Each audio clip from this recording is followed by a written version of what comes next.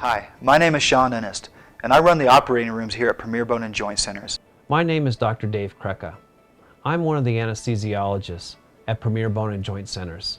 Together, Dr. Krecka and I will spend the next few minutes going over your anesthetic experience here at Premier Bone and Joint Centers. At Premier Bone and Joint Centers, you will be receiving your anesthetic from one of our board-certified anesthesiologists. Anesthesiologists are medical doctors specializing in the delivery of anesthesia. For your procedure today, for your anesthetic, you will be receiving monitored anesthesia care, and it includes deep or light sedation, depending on what you might need.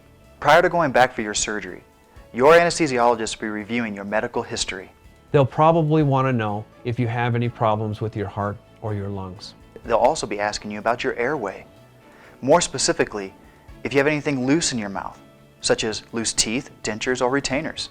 They'll also want to know if you have any limitations to your neck range of motion. This information is important so your anesthesiologist can assure that you can breathe safely during your surgical procedure. This conversation will be done prior to going back to the operating room. We'll have you lay down on the operating room table, at which time we'll put the routine anesthesia monitors on. We'll put a blood pressure cuff on one of your arms, unless you're unable to have a blood pressure cuff on your arm, in which case your anesthesiologist will put the blood pressure cuff on one of your legs. The other monitors include a pulse oximeter, which is a little clip that we'll put on one of your fingers to help monitor the oxygen levels in your blood. Lastly, there are 3 EKG pads that will be placed on your chest, one on each shoulder and one on the left side. When we get you to the OR, all the monitors and blood pressure cuffs, EKG pads, pulse oximeter, everything will seem cold, but we will eventually get you warm. We'll also be giving you some oxygen to breathe, either with a nasal cannula that fits in your nose or with a mask. Following that time, your surgeon will come in and place some local anesthetic in your hand. And when they place that anesthetic, we'll be giving you some heavy sedation, and you'll drift off to sleep for 2 to 3 minutes. After you have woken up from your nap, we'll prepare your arm for surgery.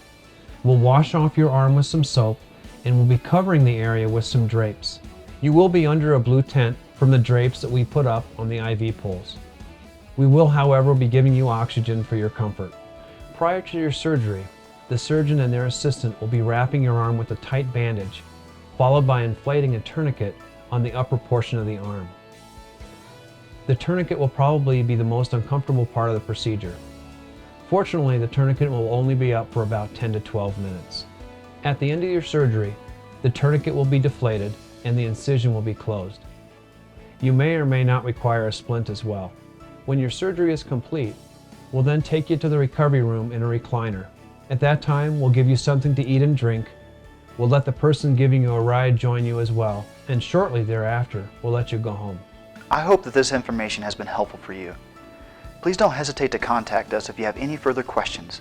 And thank you for choosing Premier Bone and Joint Centers.